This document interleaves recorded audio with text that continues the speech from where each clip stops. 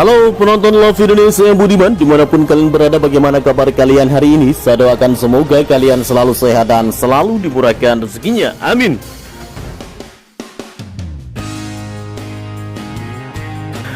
Mengejutkan, hasil investigasi tragedi Malaysia dan dugaan match fixing versus Timnas Indonesia di Piala AFF 2020.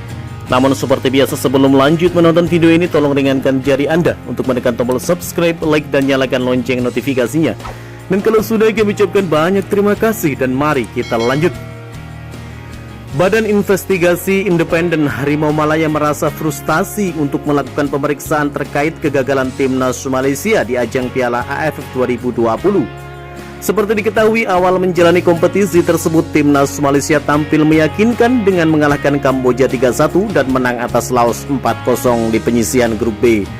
Akan tetapi saat berhadapan dengan Timnas Vietnam, Malaysia tumbang dengan skor 0-2. Lebih parahnya lagi, Malaysia digilas 1-4 oleh Timnas Indonesia pada laga terakhir fase grup sekaligus penentuan ke semifinal.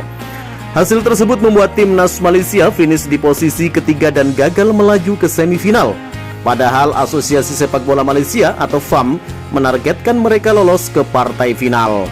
Melihat kegagalan Timnas Malaysia, FAM tampak tidak puas dan membentuk badan investigasi independen untuk melakukan penyelidikan terkait dugaan adanya match fixing.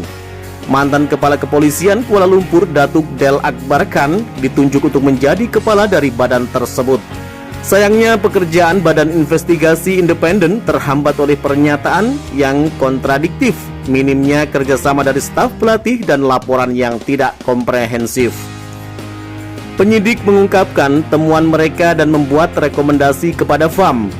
Dalam konferensi pers di Wisma FAM kemarin, Del mengungkapkan bahwa pelatih yang memimpin tim di Piala AFF Tan Cheng Ho beserta asistennya S. Balak Hadran menolak untuk diwawancarai dalam penyelidikan. Laporan yang disampaikan mengecewakan, ucap Del sebagaimana dikutip dari superball.id dari News Straits Time. Bukan sesuatu yang saya harapkan karena tidak komprehensif, tidak mengandung banyak fakta tentang pertandingan. Tidak ada masalah teknis yang mengatakan mengapa mereka gagal dan itu membuat saya kecewa. Cheng Ho tidak mau tampil untuk diwawancarai, sama dengan asisten pelatih Balak Hadran. Ada diskusi dari panel kami untuk mendapatkan informasi karena kami perlu memverifikasi dan mengklarifikasi temuan dengan kedua belah pihak. Saya sempat menghubunginya, yaitu Cheng Ho, melalui telepon, tetapi jika dia hadir mungkin akan ada lebih banyak informasi yang diperoleh, jelas mantan Sekjen FAM tersebut. Badan tersebut juga membuat 10 temuan dan 10 rekomendasi, tetapi tidak menyalahkan individu manapun. Di antara temuan yang menyebabkan Malaysia tersingkir lebih awal dari babak penyisihan grup adalah absennya pemain inti, waktu persiapan yang singkat, pandemi COVID-19, penetapan target, kemampuan pemain, kurangnya keharmonisan dalam permainan, dan kesejahteraan tim. Del mengatakan dirinya menerima laporan dari para pemain bahwa ada 3 kelompok dalam tim, yakni pemain warisan, pemain naturalisasi, dan pemain lokal. Del juga mempertanyakan pemain naturalisasi, terutama Guilherme de Paula, kelahiran Brasil. Menurut Del, Guilherme de Paula tidak berkontribusi banyak selama gelaran Piala AFF 2020. Kami memberikan rekomendasi berikut kepada FAM, lanjut Del.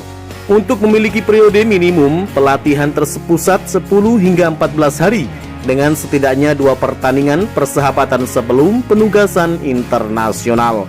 Ada juga kebutuhan untuk kinerja tinggi yang terdiri dari ilmu olahraga, kedokteran, dan pendekatan berbasis bukti. Seharusnya juga tidak ada lagi manajer tim, melainkan pelatih sekaligus manajer.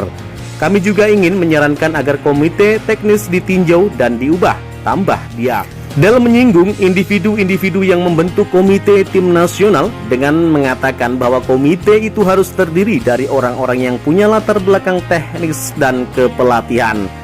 Sementara itu Presiden FAM Datuk Hamidin Amin mengungkapkan bahwa Datuk Yusof Mahadi telah mengundurkan diri sebagai manajer tim. Masalah match fixing atau pengaturan pertandingan di negeri sepak bola yang sedang berkembang seperti kawasan Asia Tenggara ASEAN memang sangat marak terjadi.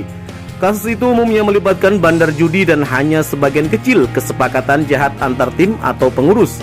Indonesia pernah mengalami hal itu yang kemudian populer dengan sepak bola gajah saat timnas melawan Thailand di Piala Tiger 1998.